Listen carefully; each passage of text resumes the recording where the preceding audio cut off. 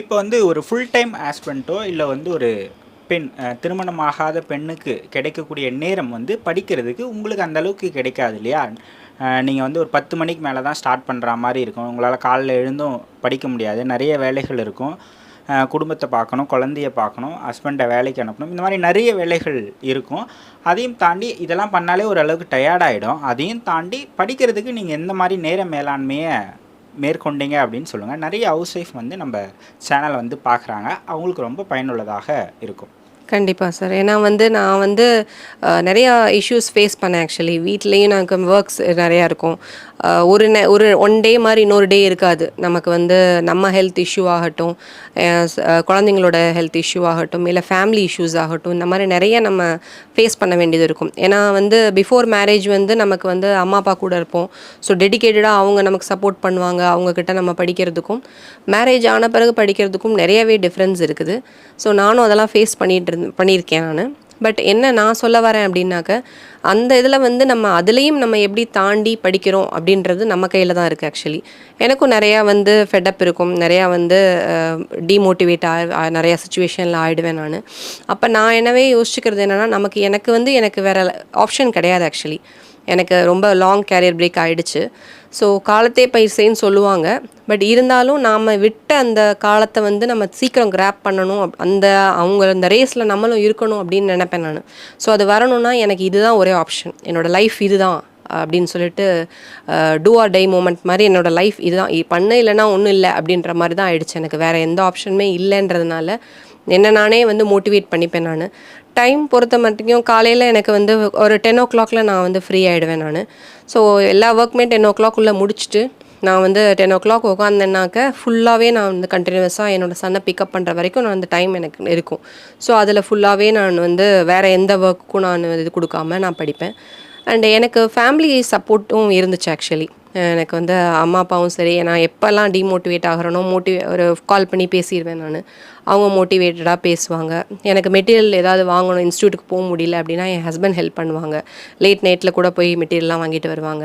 என் பையனும் பார்த்திங்கன்னா என்னை புரிஞ்சுப்பார் ஆக்சுவலி. ஓகே, அம்மா படிக்கிறாங்க, கண்டிப்பாக அம்மா வந்து ஒரு நாள் சக்ஸஸ் ஆவாங்க அப்படின்ட்டு அவனுமே ரொம்ப வந்து எனக்கு ஓகே படிக்கிறாங்கன்னா உள்ளே கூட வரமாட்டான். அம்மா படிக்கணும்ப்பா, நாளைக்கு டெஸ்ட் இருக்குது அப்படின்னு சொன்னேன்னா ஓகேம்மா நீங்கள் படிங்க அப்படின்ட்டு அவன் தனியாக ஹோம் ஒர்க் பண்ணிகிட்டு இருப்பான், அந்த மாதிரி இருப்பான்.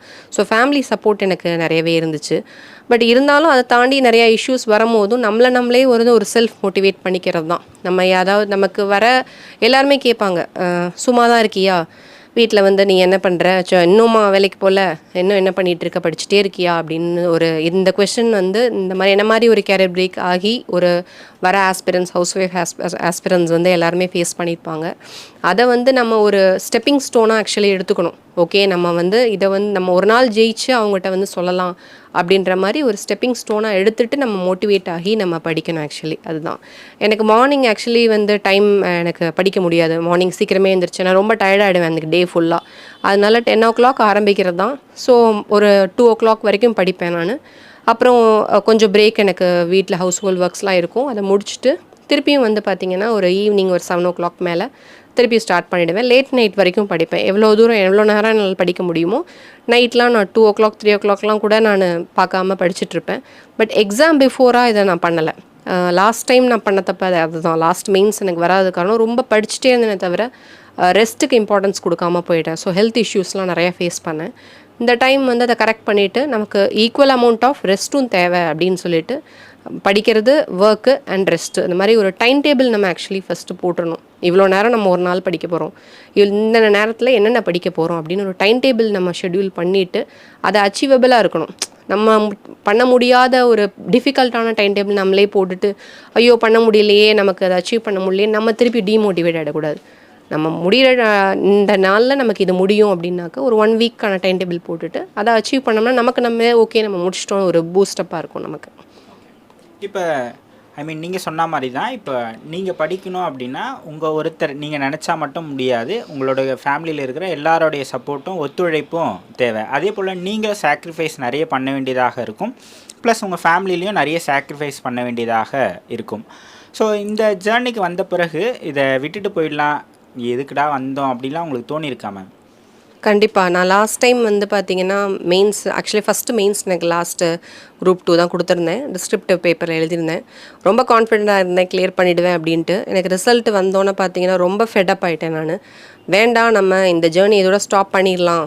என்ன வேலை கிடைச்சாலும் ஓகே. நம்ம எக்ஸ்பெக்டேஷன் மீட் பண்ணலைனாலும், என்ன ப்ரைவேட் ஜாப்னாலும் நம்ம உள்ளே என்டர் ஆகிடலாம் அப்படின்ற டெசிஷனில் தான் இருந்தேன். அப்புறம் என் ஃபேமிலி எல்லாருமே சப்போர்ட் பண்ணி, இல்லை நீ உன்னால் முடியும், இன்னொரு அட்டம் கொடு அப்படின்னு சொல்லிட்டு அடுத்து குரூப் 4 தான் வந்துச்சு ஆக்சுவலி.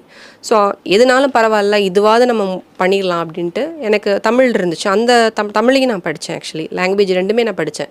குரூப் 4க்கு தமிழும் நான் எடுத்து ஃப்ரம் த ஸ்க்ராட்ச். என்னால் அதுதான் ஃபஸ்ட் டைம்ன்றதுனால என்னால் அவ்வளோ அவுட்புட் கொடுக்க முடியல அது குரூப் 4ல். ஸோ அதில் எனக்கு கிளியர் ஆகலை.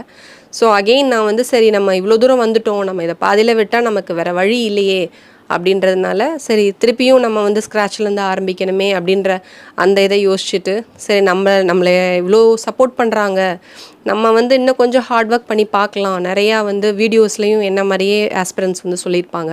விட்டுட்டு போயிடலான் இருந்தோம், இந்த ஒரு மெயின்ஸ் எழுதணும், இப்போ என்ன கிளியர் ஆகி இந்த போஸ்ட் எடுத்திருக்கேன்னு சொல்லுவாங்க. ஸோ இதெல்லாம் பார்ப்பேன் நிறையா. நான் வீடியோஸ் பார்க்கும்பொழுது, அப்போ நம்மளும் முடியும், நம்மளாலேயும் முடியும், ஒரு நாள் நம்மளும் இந்த மாதிரி வருவோம் அப்படின்னு சொல்லிட்டு மோட்டிவேட் ஆகிட்டு ஃபேமிலி சப்போர்ட்டோட தான் நான் வந்து இந்த மெயின்ஸ் எழுதினேன். கிளியர் ஆச்சு. நிறைய நேரம் படிக்கிறதுக்கு கிடைக்கிறது கம்மியாக தான் இருக்கும். இப்போ வீட்டு வேலைகள் செய்யும்போதெல்லாம் அப்போல்லாம் எந்த மாதிரி அந்த டைமை நீங்கள் படிக்கணும்னு நினைக்கிறீங்கன்னா, அதை எப்படி வந்து மேனேஜ் பண்ணுவீங்க ரெண்டுத்தையுமே? இப்போ ஒர்க் இருக்குது, இப்போ சமைச்சிக்கிட்டே இது பண்ணுறேன்னா, அந்த டைமில் எப்படி வந்து படிக்கணும்னு நினச்சா எந்த மாதிரி யூஸ் பண்ணிப்பீங்க அதை? ஆக்சுவலி நம்ம ரெண்டையும் ஆக்சுவலி கொலாப்ஸ் பண்ணிக்கூடாது. அதான் என்னை பொறுத்த வரைக்கும்.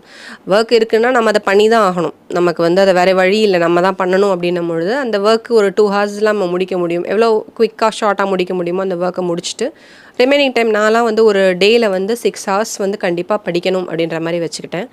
அண்டு நான் வந்து என்னோடய அம்மா அப்பா சப்போர்ட் இருந்ததுனால அப்பப்போ எங்கள் அம்மா அப்பா வந்துடுவாங்க, ஹெல்ப் பண்ணுவாங்க எனக்கு. ஸோ அந்த மாதிரியும் எனக்கு ஹெல்ப் பண்ணிகிட்ருப்பாங்க. ஸோ நான் ஃபுல் அண்ட் ஃபுல் எக்ஸாம் டைம்லலாம் வந்து மெயின்ஸ் அப்போல்லாம் ஃபுல்லாகவே நான் எங்கள் அம்மா அப்பா கிட்ட என் பையனை விட்டுட்டு நானும் என் ஹஸ்பண்டும் தனியாக வந்து தான் ஃபுல்லாகவே எங்கள் ஹஸ்பண்ட் கூட சப்போர்ட் பண்ணிகிட்டு இருந்தாங்க. மெட்டீரியல் வாங்குறதுக்காகட்டும், இந்த மாதிரி எல்லாமே ஹெல்ப் பண்ணாங்க.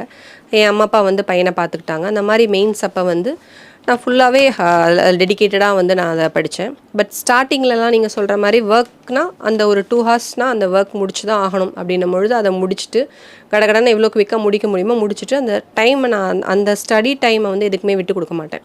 6 ஹவர்ஸ் ஒன் டே படிக்கணும் அப்படின்னாக்க அந்த 6 ஹவர்ஸ் கம்பல்சரி நம்ம போட்ட டைம் டேபிளில் அதை கம்ப்ளீட் பண்ணணும் அப்படின்ற மாதிரி நான் எடுத்துப்பேன். அதான் சொன்ன மாதிரி நான் ஒரு ஃப்ளெக்சிபிள் டைம் டேபிளாக போட்டுப்பேன். இதுதான் உன்னால் முடியும்னா இதுதான் போட்டிருப்பேன். அந்த 6 ஹவர்ஸ்க்குள்ளே இவ்வளோ படிக்க முடியும், அதை நான் டைம் டேபிளில் போட்டிருப்பேன், அதை முடிச்சிடுவேன். அந்த வீக்கெண்டில் ரிவைஸ் பண்ணுவேன். அந்த மாதிரி தான் பண்ணிட்டு வருவேன். ரொம்ப டைட்டான டைம் டேபிள் போட்டுட்டு நம்ம முடிக்க முடியலன்னு கஷ்டப்படக்கூடாது. அதே மாதிரி ஒர்க் பண்ணும்பொழுது எனக்கு ரிவைஸ் பண்ணணும்னு யோசிச்சுட்டே இருப்பேன்.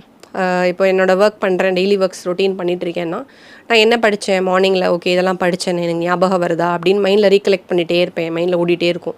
அண்ட் நான் எனக்கு சொன்ன அந்த ஆடியோ நோட்ஸுமே வந்து ஹெட்ஃபோனில் கேட்டுகிட்டே நான் ஒர்க் பண்ணுவேன். ஓகே இதெல்லாம் படிச்சிருக்கோம், நமக்கு ஞாபகம் இருக்கா அப்படின்னு சொல்லிட்டு யோசிச்சுட்டே நான் வந்து அதை பண்ணிகிட்ருப்பேன். இப்படி தான் பேலன்ஸ் பண்ணி நான் படித்தேன். ஓகே.